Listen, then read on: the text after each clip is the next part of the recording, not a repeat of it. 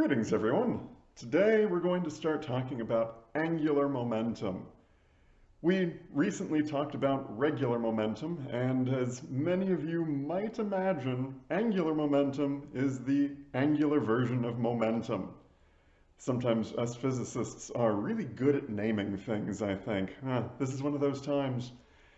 Angular momentum is a way of talking about the momentum of a rotation of an object. And it's going to come in very handy for any kind of object that's rotating to see how it changes its rotations.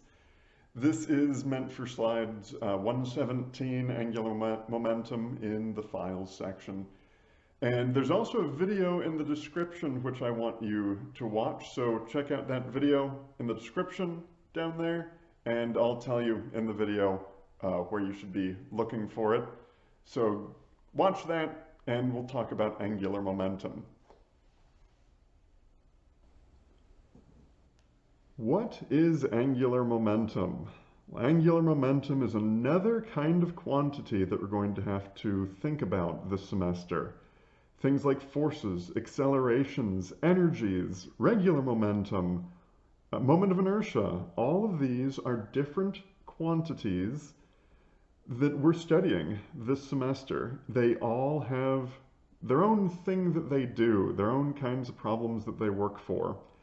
One of the most important things from Physics 1 is to get all these straight in your head so that you can do problems with them. This is important for your entire career. You will be blasted with so many different kinds of concepts over the course of your career. Keeping them separate in your head, but yet knowing how they interconnect with each other, is very, very important. So, as you study these quantities, keep that in mind. Keep it in mind that you need to understand what each of them are and what each of them are useful for and how they relate to each other. What kind of problems can you use with them? Can you solve with them? And, well, angular momentum. Angular momentum is a capital L, and it's a vector again. The expression for it, the angular momentum, is equal to the moment of inertia of an object times its angular velocity. I wanted to show you another specific example of angular velocity. So I found this thing. This, well, it spins like that. It's kind of hard to tell that it's spinning because it's all kaleidoscopy, but it definitely is spinning. And if it's spinning like this, spinning around like this, we can define its angular velocity like this. It's spinning around like this, around like that. And so you see my thumb going into the page. When I twist my fingers around like that, they go into the page. So when something spins like this, we actually say that it's spinning, that the angular velocity of this is down. If it spins the opposite way, then we would say the angular velocity is up. My fingers curl around the same direction that the object is rotating, and that gets me an upward direction on the angular velocity. That's how we tell angular momenta, angular velocities, and whatnot. There's another expression for angular momentum, and it's that the radial vector, the distance to the center of rotation as a vector, cross product with the linear momentum is equal to the angular momentum. So I've rewritten that over here, r cross mv, r cross p, angular momentum. Each of these is useful in its own kind of situation. Let's look at the first one. We've got this object. If I spin it, well, I need to figure out, okay, what is the direction of the spin? What is the direction of the angular velocity? Well, I spun it around like this, and so the angular velocity is up, like that. Get good practice with that, that's important.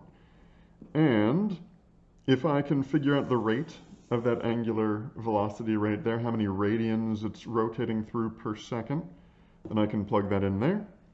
And then I can take the mass of this thing and find the radius and say that it's a disk. And the moment of inertia for a disk is 1/2 mr squared. So take 1/2 times the mass of this thing times the radius of it squared. And I get moment of inertia, multiply that by whatever I got for the angular velocity, and I get the angular momentum out of that. And then I use whatever the direction was for the angular velocity, that's going to be the direction of the angular momentum.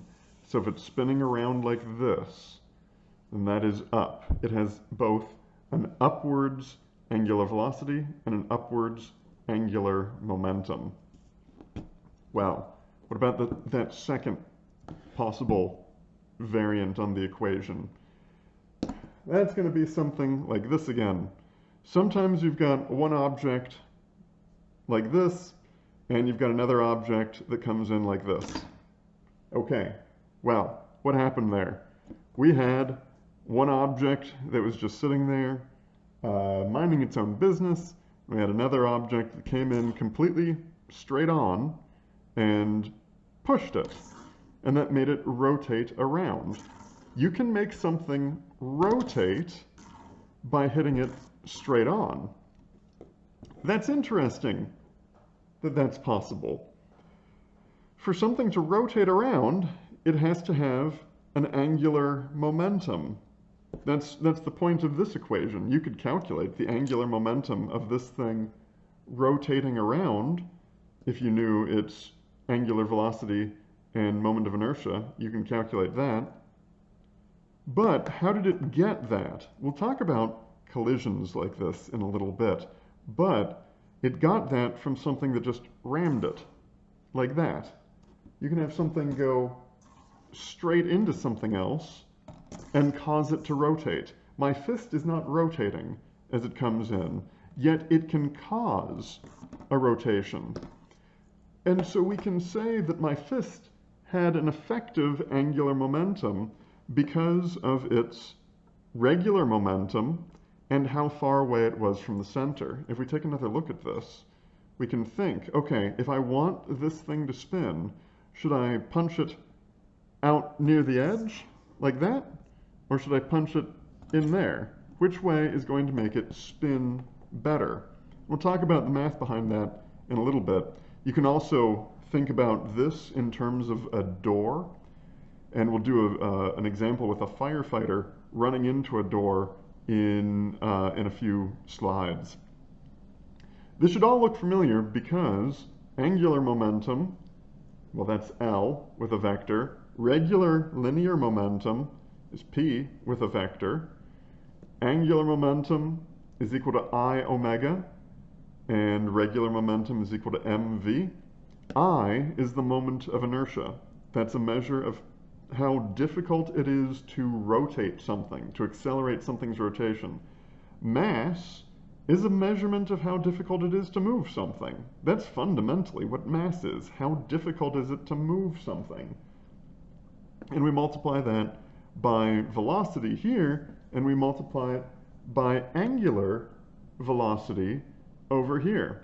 So we've got the how difficult it is to rotate, how difficult it is to push linearly, what its speed is rotating, what its speed is going forward. So again, very, very similar kinds of equations. Now there is no direct parallel with this version, with the second version, the R cross P or R cross MV.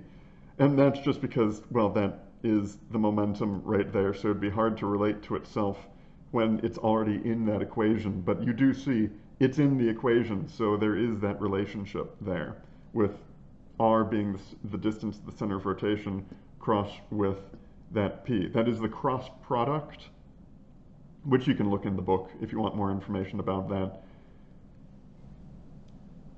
Let's start some examples with this. I'm on slides 3 and 4 in the PowerPoint.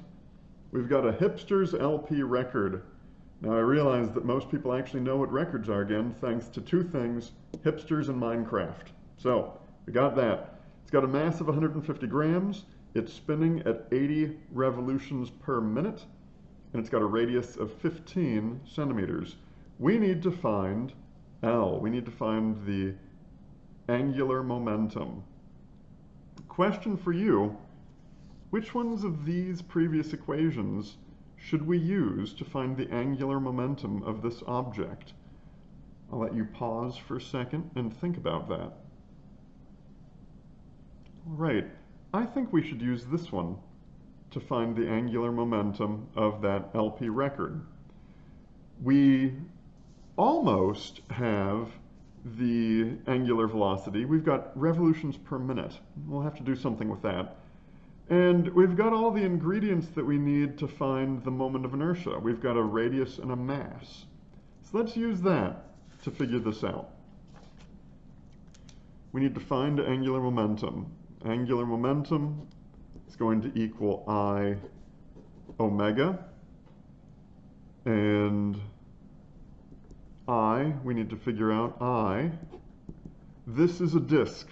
An LP record is a very disc-like kind of shape, not very thick. So this is going to be 1/2 mr squared. 1/2 times mass.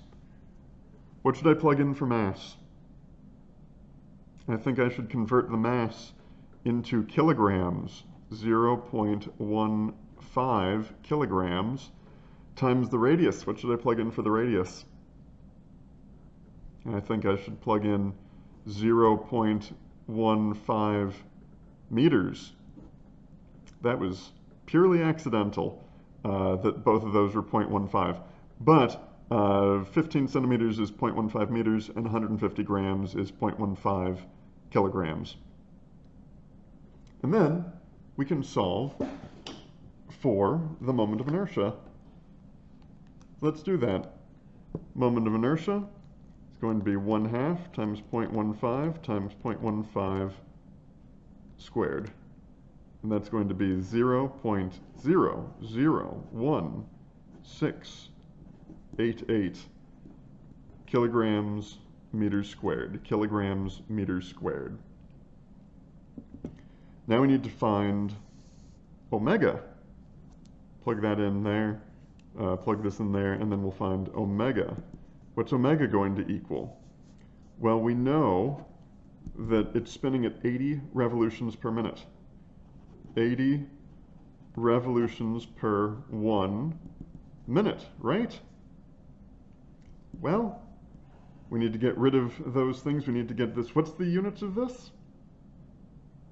Yeah, radians per second. We need to get this to radians per second. I should get rid of revolutions first, I guess. It doesn't really matter.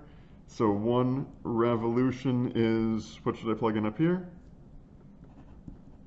2 pi radians.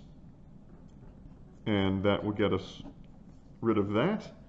And then I need to get rid of minutes, so I can say 1 minute is 60 seconds. That gets rid of that. And I can solve for that, calculate that. We're going to have 80 times 2 times 3.14 divided by 60, and we get 8.373 radians per second. And then we can just plug these in. I omega. And I can calculate what that'll be. We're going to take that times that, and we get that the moment of inertia is equal to 0.01413. What do you think the units of this is going to be?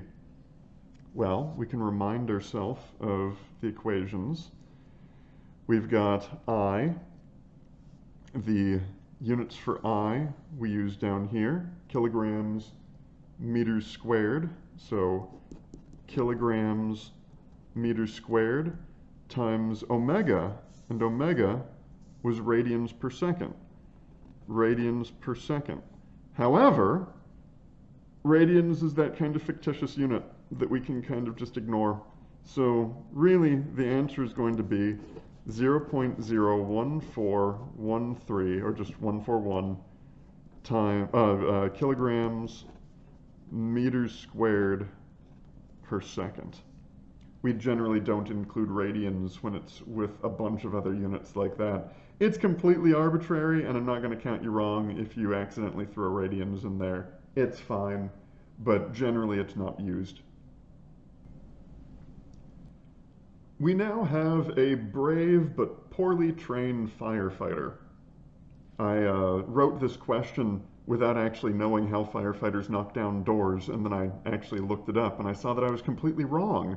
So the question is, we've got a firefighter running towards a door to knock down the door.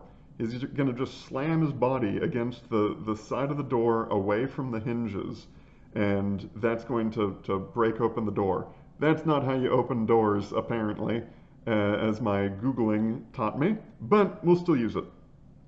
So, he has a mass of 75 kilograms, he's running at 4 meters per second towards this door, and he's going to slam his body into the door 0.8 meters from the hinges.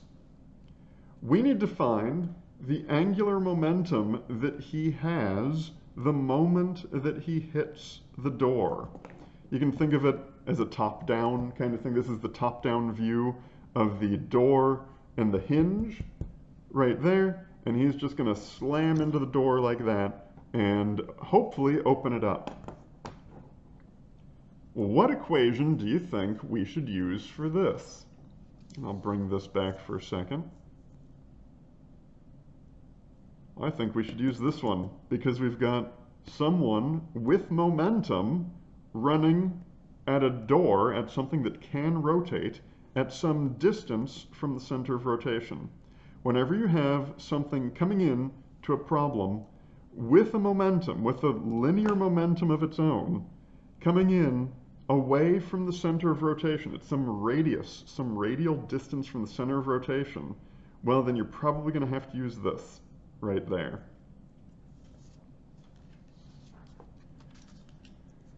We can say angular momentum is equal to r cross p.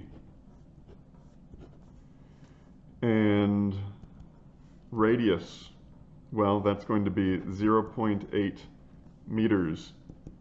This can also be visualized as r cross p, or sorry, r cross mv. And so this is going to be cross-producted with the mass, 75 kilograms, times the velocity, 4 meters per second. Well, we've not talked a whole lot about how to deal with cross products like this. All I've said is that a cross product, when we used cross products before, it ended up that it was just this, the magnitude of this times the magnitude of that times the sine of the angle between them. So r times p times the sine of the angle between them. Okay, so he's coming in like this, and he's going to hit the door like that. What does that mean for any of this? What is r going to be? Well, r is the vector that starts in the center and goes to where he's hitting. Starts in the center and goes to where the firefighter is going to hit the door. That's r right there. P, well, that's the momentum of the firefighter. So that is going in the same direction as the firefighter that way. So we've got two vectors, one vector this way, one vector this way. What is the angle between them? Looks like 90 degrees. What's the sine of 90? It's 1. Looks like this whole thing is just going to give us r times p, or rmv. rmv. We don't even have to think about the cross product in this version. Is that always true? Can you think of a case where the sine of theta will not be 1? Yeah, what about if the firefighter is coming in like this to hit the door, or coming in like this to hit the door? Those cases, the angle between the radial vector and the momentum vector, either that way or that way, is not going to be 90 degrees. And so you're not going to get sine of theta equaling 1. Are you going to get more or less than 1? You're going to get less than 1 when you calculate that out. When you find that angle between this radial vector and whatever vector you're coming in at, if you're not coming in at a 90-degree angle, you're going to get a value less than 1. We're going to see how that means that it's the most efficient to just come in straight on, and it's a lot less efficient to come in at an angle. Just like torque, which makes sense because torque also had that cross product in it. With torque, we found that if you wanted to take a wrench and pull that wrench to unscrew something, it was best to get a 90-degree angle that you're pulling at, and not pull at some funny angle like that, or funny angle like all the way over here, or something like that. And certainly don't just pull like that straight out or push straight in. Both of those are completely useless. So we're using that kind of concept again, because all physics comes back to itself. We can solve for this. R is 0.8, times M is 75, times V is 4, and we get that L is equal to 240. And the units to this again. Well, let's make sure that our units still make sense. What's the units of R? That's meters. What's the units of M? That's kilograms. What's the units of V?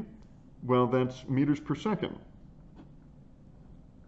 So rearranging that, 240 kilograms meters squared per second, which is the same units that we had before, which it should be. The units should always be consistent with each other in different variations of that problem. You should still get the same units, of course. What else can we do with angular momentum? Well, we can compare it to torque.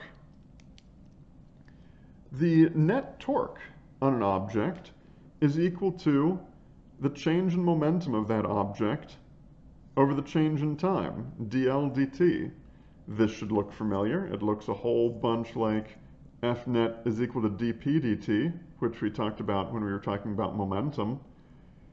So if we integrate that through, we get that the change in momentum is equal to the net torque times the change in time, which looks a whole bunch like the change in regular momentum is equal to, oh, here's this thing, here's impulse again. There's no version of angular momentum that's like impulse. But impulse is kind of one of those random things that, for historical reasons, physicists just included that, and it is just equal to the change in momentum. But we don't have an equivalent thing over here. One less thing to memorize, I guess. Anyway, that's equal to the net force times the change in time. So, angular momentum, regular momentum, is equal to the torque, is equal to the force, times the change in time, change in time. You see again that we've got our linear version, our angular version, our linear version, our angular version. Now there is no linear and angular time. Well, I guess there is a linear time, but I don't know what angular time would be, so that's for the best. What if net torque is very small? What if this is a very small number? Or what if there's something that happens very, very quickly so that this is very small? Well, either of those, if it's sufficiently small, you'd find that the change in momentum would be 0, just like what we did to find cases where the change in regular momentum was 0. In many collisions, the time that it takes is very short. A collision can take place very quickly. And so delta t will be very small. There may be very, very few external forces acting on a collision. the friction with the road, the drag with the air, the force of the engine, whatnot. Altogether, they might still be pretty small overall, and especially multiplied by a very small amount of time, you'd get delta p is equal to 0, useful for every collision problem that we've done. Well, now we're going to do the same kind of thing with angular momentum, and we're going to show that there can be something called the conservation of angular momentum, where angular momentum does not change from the beginning of a problem to the end of a problem. We call that conservation of angular momentum. This is a good time to watch the video that I have linked in the description of this video. So it's about figure skaters and how they spin around and conserve angular momentum as they spin. I hope everyone's watched the video.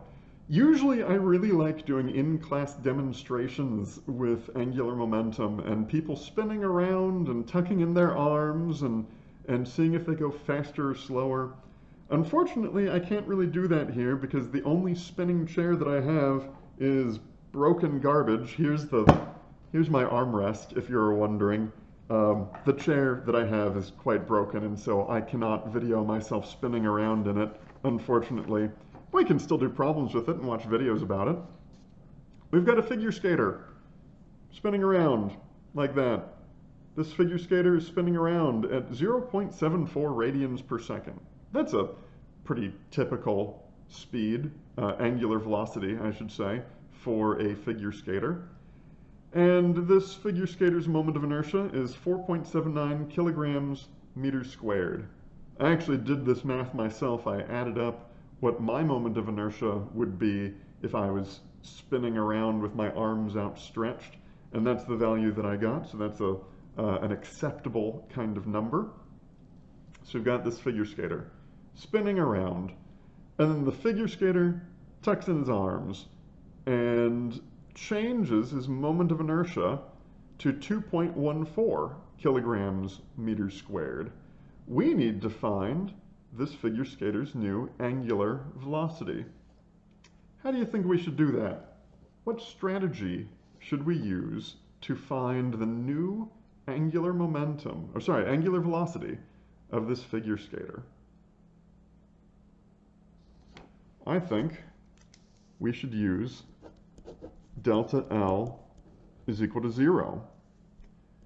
This figure skater can tuck in his arms very quickly.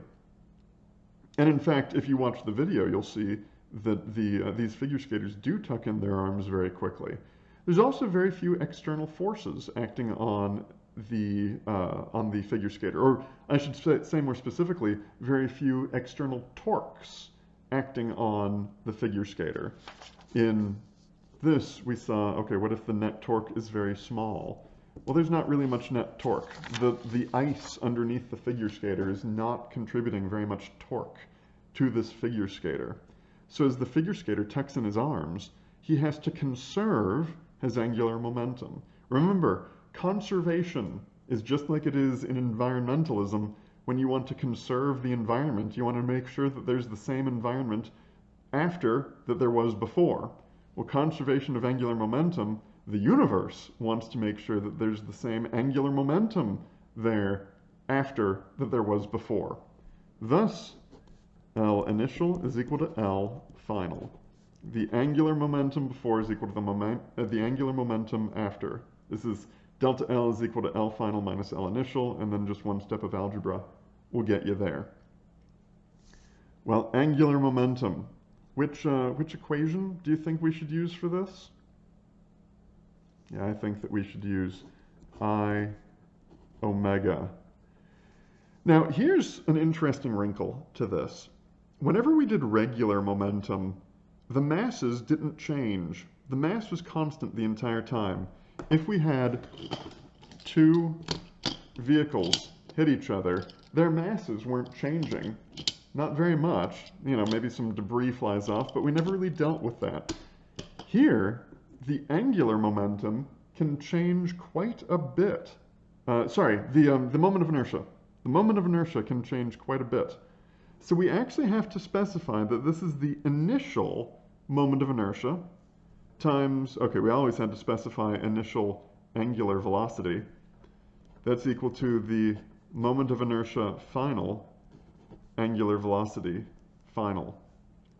And then we can plug in our numbers. I 4.79 times 0.74 is equal to 2.14 times omega final. And then we can solve for omega final.